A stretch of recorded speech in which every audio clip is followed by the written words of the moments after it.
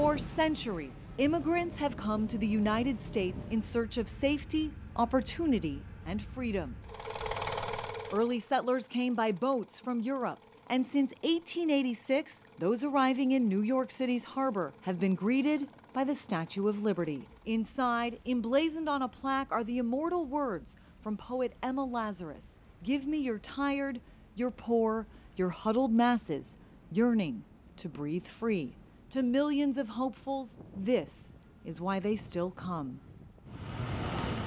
Today, large groups of migrants arrive in New York City on buses, much of them from Texas. Hace 4 días llegamos. Like those who arrived before them, they have little more than the clothes on their backs. We're here because in my country there was a lot of problems.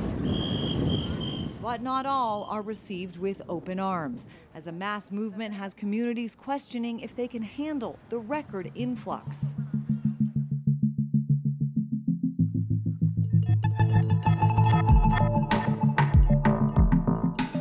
Far from the eastern shore, the front line of modern American immigration is the southwest border, spanning nearly 2,000 miles from South Texas to the Pacific Ocean. It's seen a dramatic increase of people and drugs coming from Mexico since 2021.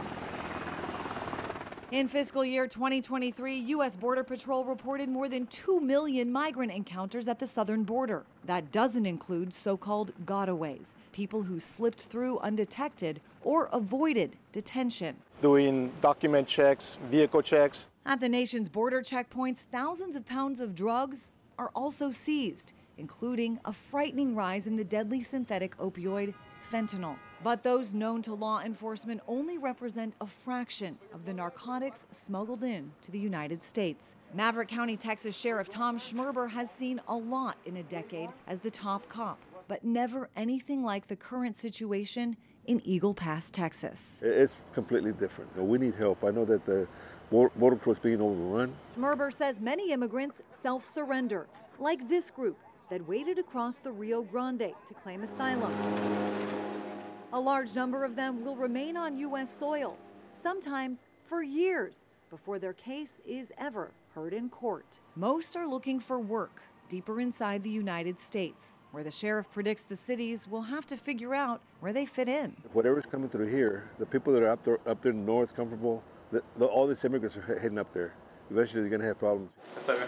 These migrants are taken to a hotel in San Antonio, where they receive assistance from Catholic Charities after their grueling journey. This family endured horrors walking from South America in search of a better life. They were robbed in Colombia, and their family was kidnapped and ransomed in Mexico. The cartel demands $9,500 on credit for their freedom, a price they will have to pay. There's a clear winner in the migration crisis: the cartels. Their profits from the illicit drug and weapons trades moving across the southern border are estimated in the billions of dollars each year. It's believed they made $13 billion on human smuggling alone in 2021, and the volume has only gone up since then. It's a win-win for them. It's a lose-lose for this country. In Arizona, Cochise County Sheriff Mark Daniels polices 6,000 square miles of land, including an 84-mile stretch of border alongside U.S. Customs and Border Protection. It's an active cartel operational zone that he says has been neglected by Washington. This has not been a priority. So that lack of prioritization to secure our border, we have seen everything from public safety challenges, national security challenges, and humanitarian challenges. And so all three boxes are checked in a negative way. Fourth-generation rancher John Ladd's family has raised cattle on these lands for more than a century. These days, it seems more people are being herded on his property than livestock. They're just everywhere. He shows us where those on the other side of the border used blowtorches to melt portions of the metal wall multiple times. The cartel strictly controls who comes across the border. Marked by the dates it's been repaired. The border isn't about immigration, it's about smuggling. Something he and everyone else around here seems to know about. It's a business. And it's a big business. I noticed you said business plan. That seems like a well thought out, kind of intelligent operation that they're running, is it? Oh, yeah. Social media videos like this have widened the cartel's reach exponentially, advertising so-called successful migrant journeys. The cost for those coming from Latin American countries, about $4,000 per person. The number goes up to $20,000 per person for those coming from Europe or Africa. And for those coming from China, many spend between $40,000 and $60,000 each. We're doing everything we can as a rural sheriff's office to do our part, working with our state, our law enforcement partners, state, local, and federal. I feel bad for Border Patrol. They're doing everything they can, but they've been so saturated with everything but enforcement. John Maudlin is the Customs and Border Patrol Tucson Sector chief. The cartel's operations keep his agents bogged down with processing and paperwork, keeping them from focusing on their primary objective, border security. The smuggling organizations control everything, and currently they're pushing them this way. The Tucson, Arizona sector has seen a 134% increase year over year in migrant encounters. And in fiscal year 2024, it's been the busiest sector in the country. These days, the cartel's reach is global. Just reaching out across the entire world and lying to them and telling them that it's easy, lying them and telling them that they will come here and they will be granted asylum, they'll be allowed to stay in the United States. What is it about their messaging? What seems to be getting across to the migrants that you guys encounter? They're savvy on both ends of this. They're savvy on reaching out to people and convincing them that, hey, the American dream is there for you, it's easy, it's safe, which is absolutely not true.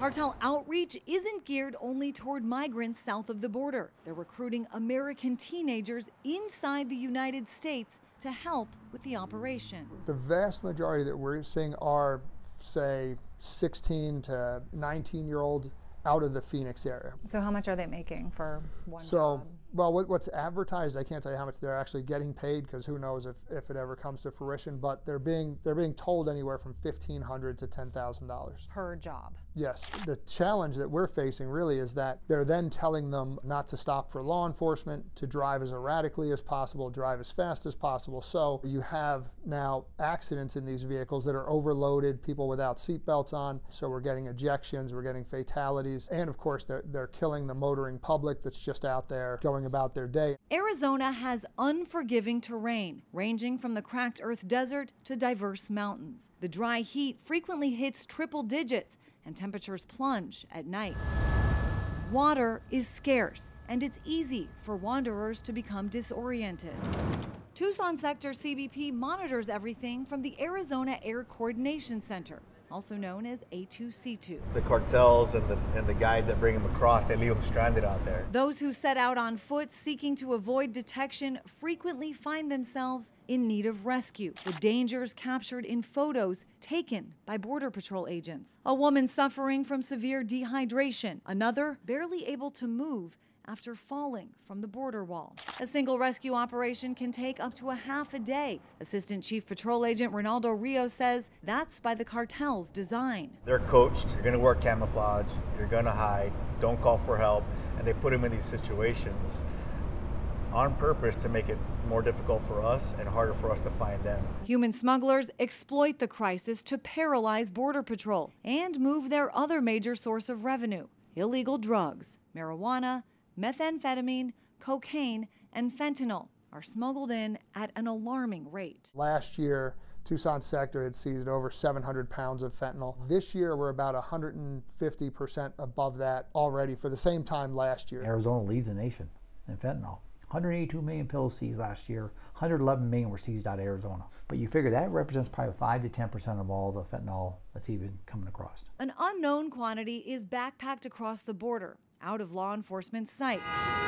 Traffickers primarily smuggle drugs through official international crossings, like at the San Ysidro port of entry, separating San Diego and Tijuana, where attempts to conceal the drugs often get creative. Recently we had one commingled in plastic parts or electronics, and another we had within limes, shipment of limes. CBP used to focus on travelers' behavior for suspicious activity, but the drug war is more high-tech these days. Canines, density readers, and X-ray systems turn up secret compartments and incognito cargo. And while the border is the front line, it isn't the end of the line. What we have to remember is border security is national security. Things that illegally cross the border in between the ports of entry aren't necessarily destined just for the border towns or cities. A lot of times we'll talk to folks and their final destination is much in the interior of the U.S. Fentanyl and other synthetic drugs trafficked across the border are blamed for 150 deaths in the United States every single day. The Drug Enforcement Administration says it's increasingly being mixed with other drugs to increase their potency and pressed into pills made to look like legitimate prescription opioids. In June, FBI Director Christopher Wray headlined the threat in his request for more funding for the agency. We continue to see the cartels push fentanyl and other dangerous drugs into every corner of the country, claiming countless American lives. The Bipartisan Commission on Combating Synthetic Opioid Trafficking estimates the cost of the opioid crisis in the U.S. at over $1 trillion each year. Cartels are winning. We have thousands of Americans dying every day. They don't care about America. They don't care about addictions. They don't care about us.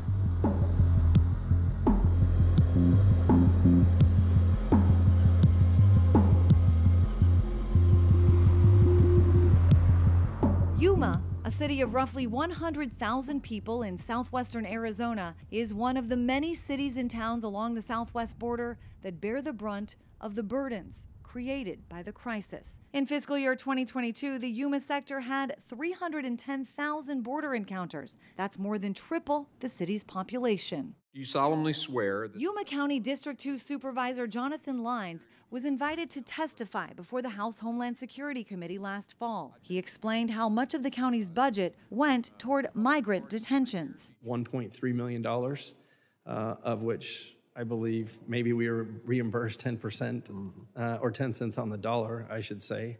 But we continue to see other costs attributed to that as well. Emergency services were among the hardest hit. Line says the 911 dispatch center routinely received calls from migrants asking for rides from the border, and first responders had to respond to calls that weren't true emergencies, taking resources away from where they were needed.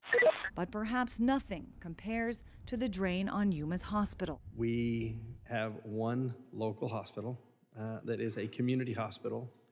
It's a land grant hospital with a board, and they have disproportionately borne a cost of more than $26 million that has not been reimbursed. Dr. Robert Trenchell is the president and CEO of Yuma Regional Medical Center. It's not a small number, it's a big number. Especially for the hospital of its size. Yuma Regional has 400 beds and its primarily payer source, 85%, comes from Medicaid and Medicare. Attempts to recoup that money have hit a dead end. Many of those cases were deemed non-billable from state Medicaid for a variety of reasons, none of which were ours.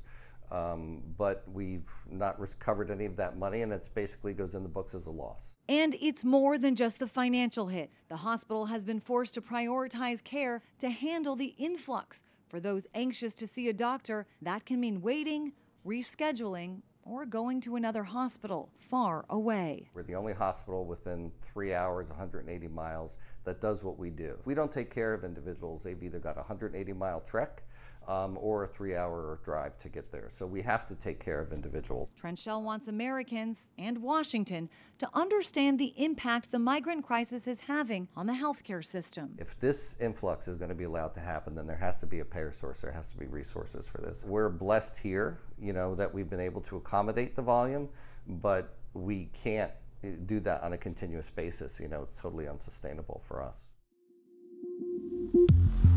El Paso, Texas shares the border with Juarez. It's a major port of entry into the United States where migrants regularly cross and surrender to the Border Patrol. The city has experienced surges on and off since 2018, sometimes overwhelming its shelters and forcing migrants to sleep on the streets. If we had volunteers, we believe we could work out the finances, although it's challenging, to open some more shelters. Many of the migrants have little or no money and few options for continuing their journeys inside the United States. But in 2022, migrants across Texas suddenly had a new option: charter buses and flights to major self-declared sanctuary cities. That April, Texas Governor Greg Abbott hatched the plan amid his policy feud with the Biden White House. They themselves have been putting these migrants on buses to San Antonio.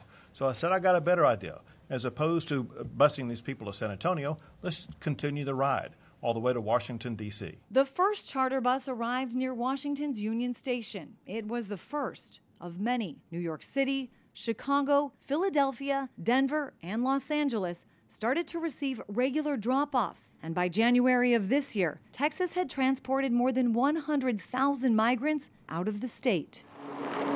The number represents only a fraction of those migrants living in shelters and detention centers in cities and towns across Texas. But it was enough to force those cities to make substantial sacrifices. We did sit down with agency heads yesterday and ask them to start preparing to evaluate ways in which they can absorb $180 million of cuts in the 2024 budget. In January, Denver Mayor Mike Johnston told city council members a tipping point had been reached, and it could not accommodate every asylum seeker. We do not have space to add more folks that arrive, nor do we have staff to support them, nor do we have resources to support them. That forced Denver to contract its own buses to move migrants to other cities within the country. Denver has provided services to more than 42,000 migrants since 2022 at a cost estimated at $42 million. In 2022, that meant dipping into the city's contingency fund. And in 2023, a new border crisis response fund was created. Originally budgeted at under $10 million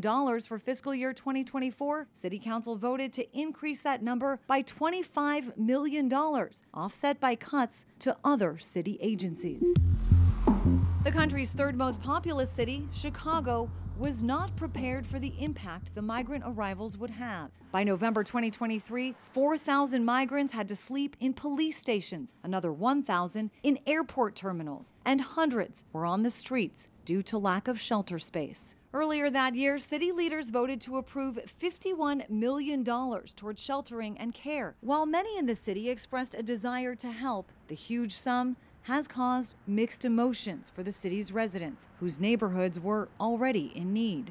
I know it's right to want to help other people, because as Black people, that's what we do. But when the hell are y'all gonna help us? Migrant relocation costs topped $275 million in 2023. The city has only budgeted $150 million for migrant costs in 2024. A figure that is expected to go over budget. To date, Chicago has spent more than $400 million addressing the crisis. New York City is the ultimate city of immigrants, with nearly 40% of its residents foreign-born. But even a city that houses 8 million people has been stretched to the limit by the surge in arrivals. Mayor Eric Adams vowed to welcome asylum seekers with open arms, but he quickly grew frustrated. We're at the breaking point. There is no more room. Nearly 200,000 migrants and asylum seekers have been processed in the city since April 2022. Asylum seeker costs topped $1.5 billion in fiscal year 2023. More than $4 billion are budgeted for fiscal year 2024, and nearly $5 billion are budgeted for fiscal year 2025. This migrant family arrived in Midtown Manhattan. They fled from the Western African nation of Angola over safety concerns. Yeah, he threatened my mom, and he stole her money. He also raped and hit her. Anna Manuel hopes she, her siblings, and her mother can live stable lives and protect each other. They don't plan to stay in New York City for long, but they don't know where they're going next. In May, New York City started evicting migrants under time limit rules. Tens of thousands remain in hotels and shelters across the city's 5 boroughs. I grew up just on the other side of the bridge. Vito Fasella is the Staten Island borough president and a former U.S. congressman. He says the city's so-called right to shelter decree, in place since 1981, has been misapplied, and the cost has been passed on to New York City residents. We've always opened our doors to people who are fleeing oppression or tyranny, and I support that. But what we don't support is saying, come on in and we'll put you up for free. The money comes from somewhere, and the money is going to come from services. Mayor Adams pins the blame on Governor Abbott for the situation. Fasella sees it differently. They said our problem is everybody's problem, and frankly, it became everybody's problem. But on another point, the two men agree. Immigration is a federal responsibility. It's the federal government that should have stepped up and said, hey, this is a problem. The federal government must take responsibility and lead on this humanitarian crisis instead of leaving it for cities and localities to handle.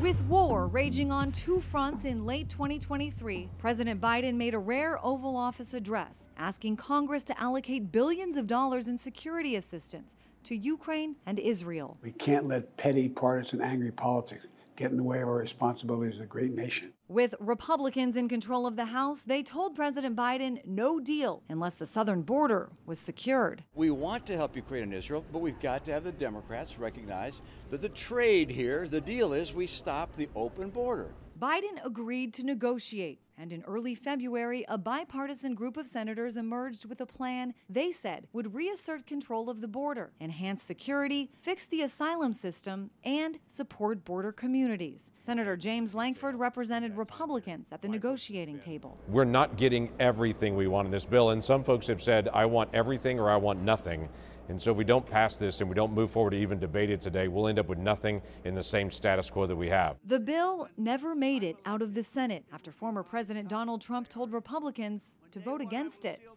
Aid for Ukraine and Israel. On this vote, the ayes are 311 and the nays are 112. The bill is passed. Ultimately passed without a border deal. Trump celebrated the bill's defeat on the campaign trail. We crushed crooked Joe Biden's disastrous open borders bill. After the bill's demise, Biden attempted to flip the script on Republicans in his State of the Union address. And if my predecessor is watching, instead of paying politics and pressuring members of Congress to block the bill, join me in telling the Congress to pass it.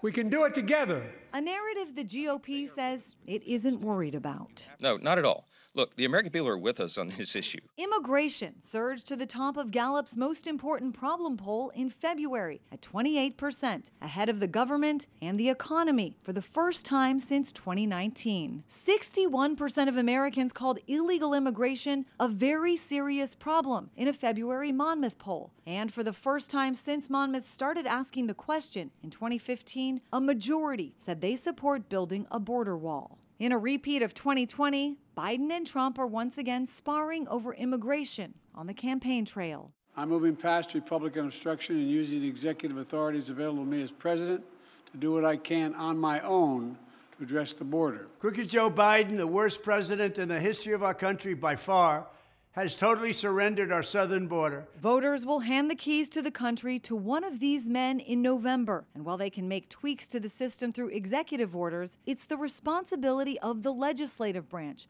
to craft a functional, all-encompassing immigration strategy. David Beer is the director of immigration studies at the Cato Institute, a libertarian think tank headquartered in Washington. The most important thing that Congress should be focused on is the legal immigration structure. This meager system that we have is so dysfunctional now that no one really believes that it's a viable option. We're processing people for green cards who applied before 9/11. Remind us why we need more legal immigrants in this country. We don't have enough workers and a labor shortage of about 8 million people right now, 8 million open jobs in the economy that could be filled by immigrant workers if they had legal authorization to work in order to fill those jobs. The labor shortage combination with this declining population, which is going to hit tax bases and erode communities across the country. While the wheels spin slowly in our nation's capital, those who are living this crisis hope these ripples through our country will reverberate in meaningful change. Any message for Washington? I hope the folks in D.C., I say this respectfully, recognize that inaction has caused a lot of problems. What do you wish people in this country would understand about the situation at the border right now? To get people to understand that border security and immigration are not the same thing. They're very different things, but the border needs to be secure. What do you need from Washington? Well, what we need from Washington is a partner. Politicians got to quit worrying about being reelected and do their job. They ought to clean house. Some of these people have been in there way too long, and nothing happens. What is your message for people who are concerned about people from all over the world coming to New York? They say there's too many people. What do you say to them? I want to say that you should give all of people opportunity. Get to know them better before you judge them. These migrants don't know what their futures hold, but they believe their long journeys will be worth it.